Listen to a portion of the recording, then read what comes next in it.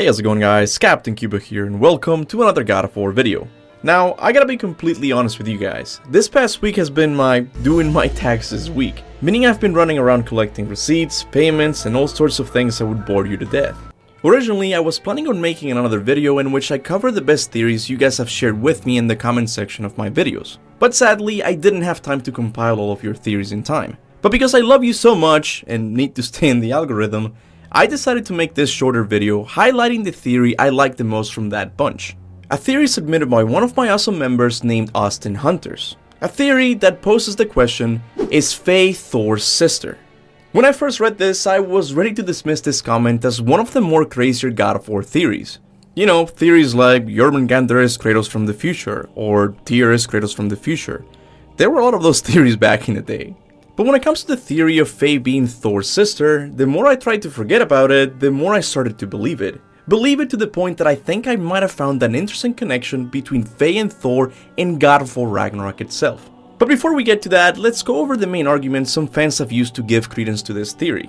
The first argument should be pretty obvious. Fans have pointed out that both Faye and Thor share the same hair color, implying that they at least share one parent. This could only be considered good evidence if we somehow manage to get a picture of Fjörgyn, Thor's mother, who in this case would be Faye's mother as well. So if we somehow get a picture of Fjörgyn and she turns out to have red hair just like Faye and Thor, then it would be a pretty good piece of circumstantial evidence that Faye and Thor are related. So if we want stronger evidence for this theory, I think it's best to look at the character of Faye. No, not this sweet loving mother, but this one. Thor was enraged. I'm not surprised. No. The warrior. She was furious and fought like it. Thor was drunk, sloppy, but she was drunk on something else. Rage. A while back, I can't really remember where he said this, but Cory Barlog described the giant race as being the artists or artisans of the Norse world, while the Aesir gods are the Norse world versions of Hell's angel spikers.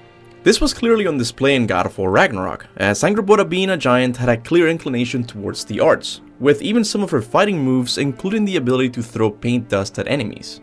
While Thor being an Aesir god had a clear inclination towards fighting for the sake of fighting, as well as finding happiness at the bottom of a bottle. Yet, when we listen to the stories of past Faye, she seems to have a lot more in common with Thor than with Angrboda. So much in common that prior to Kratos defeating Thor, Faye was the only giant that fought Thor and lived to tell the tale. Even the giant Starkath couldn't stand a chance against the mighty Thor. Yet, Faye could. Why is that? Where did Faye gain the strength and rage she used against Thor in the Vanaheim fight? Well, if this theory is correct, a good explanation could be that Faye grew up in Asgard alongside other Asgardian gods, trained the same way Thor was. Imagine learning discipline by having thrashed into you time and again. That was Thor's approach, the same one Odin used on him. Now, I know what you're going to say. Doesn't Mimir contradict this theory in God of War 2018? Did you know her? I never had the pleasure. Laufey was a rumour in the halls of Asgard. A giantess warrior who thwarted many an Aesir god's plans, freeing those who they would enslave, feeding those who they would starve, generally making a nuisance of herself in the most noble of ways. Here Mimir clearly says that Faye was only a rumor in the halls of Asgard, meaning that she never lived there.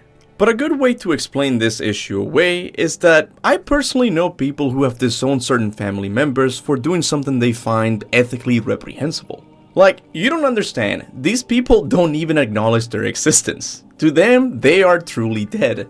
Maybe this is what Odin and all the Aesir gods did with Faye after she decided to side with the giants, the gods' #1 enemy. This could be why Faye was only a rumor in the halls of Asgard. Her betrayal hurt Odin so much that he didn't even allow anyone to speak about her. But even with this explanation, I'm sure you're still skeptical, because so far, every argument I've been using in this video can be considered circumstantial evidence.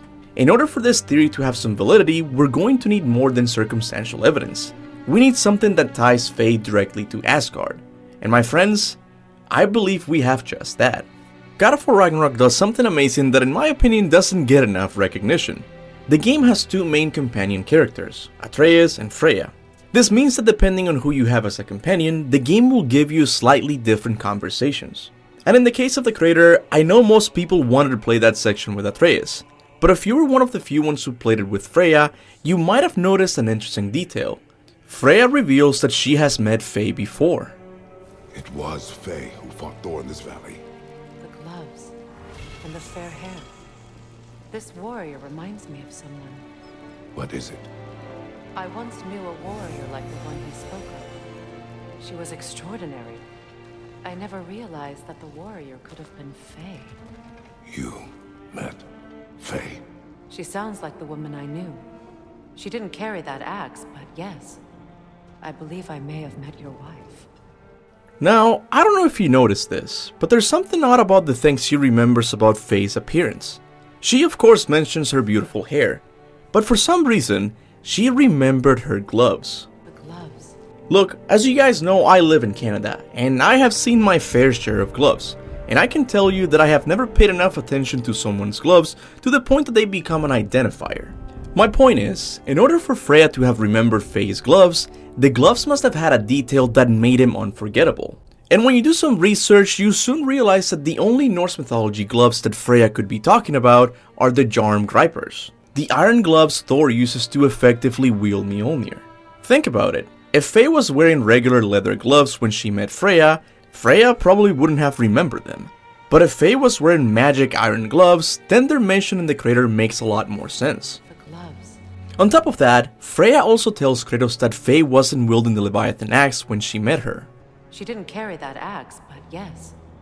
I believe I may have met your wife. Most likely implying that she was using the gloves as weapons. Meaning that Faye and Kratos have more in common than just having anger issues. They have both wielded mighty iron gauntlets in the past. I think this mention of Faye's gloves is the closest thing we have to evidence that Faye lived in Asgard at some point in her life. But still, this isn't definitive proof. As we all know, Santa Monica likes to take liberties with the mythologies they cover in their stories. It's possible that in the God of War universe, Faye's gloves were given to her by giants or even dwarves.